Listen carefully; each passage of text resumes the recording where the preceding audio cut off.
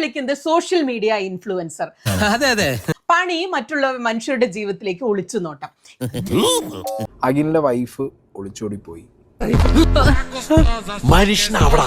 ഈ നാറി ഉണ്ടല്ലോ ആദ്യമായിട്ടല്ല ഇങ്ങനത്തെ കാര്യങ്ങൾ ചെയ്യുന്നത്.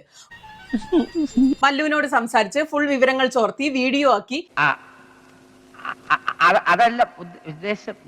വീഡിയോ ആക്കി എന്ന് മാത്രമല്ല, ഈ വീഡിയോയിൽ മല്ലുവിനെ ഇവൻ തള്ളി പറഞ്ഞു. പണിയെടുത്ത് തിന്നണമെന്നൊക്കെ ആഗ്രഹമുണ്ട് സാറേ, പക്ഷെ പറഞ്ഞു പറ്റിച്ച് തിന്നാലേ വായിന്നിറങ്ങുള്ളൂ. ശീലായിപ്പോയി. തൊപ്പിയുടെ ഓരോ വിഷയം ഉണ്ടാവുമ്പോൾ തൊപ്പിയെ വിളിക്കും, അവരുടെ സുഹൃത്തുക്കളെ വിളിക്കും, എല്ലാ വിവരങ്ങളും ചോർത്തും വീഡിയോ ചെയ്യും, തൊപ്പിയെ തള്ളി പറയും. എന്താ ഉറക്കം വരുന്നു. ഫിറോസ് സജ്ന വിഷയം ഈ അടുത്താണ് ഉണ്ടായത്. അപ്പോഴും ഇത് തന്നെ ചെയ്തു. ഫിറോസിനെ വിളിക്കും, സജ്നയെ വിളിക്കും. അബദ്ധം പറ്റിയതല്ല.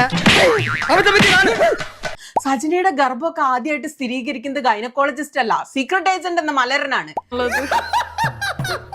റിയാക്ഷൻ വീഡിയോ എന്ന പേരിൽ സുഹൃത്തുക്കളുടെ വീട്ടിൽ ഒളിഞ്ഞു നോക്കുന്ന ഈ പിശാജ് എന്താ ശരിക്കും വിചാരിക്കുന്നുണ്ടാവുക? ഇവൻ നിങ്ങളുടെ സുഹൃത്താണെങ്കിൽ ഓർക്കുക, നിങ്ങളുടെ കുളിമുറിയിൽ വരെ ഇവൻ ക്യാമറ വെച്ചിട്ടുണ്ടാകും. നമ്മളെ മയ്യത്തെടുക്കാൻ നേരായോ നിങ്ങൾ കബഡി വരത്തി വെച്ചൊന്ന് നോക്കി. 2 ഓലക്കീറോ വെള്ള തുണി എടുത്തോളൂ എന്നെ മൂടാൻ.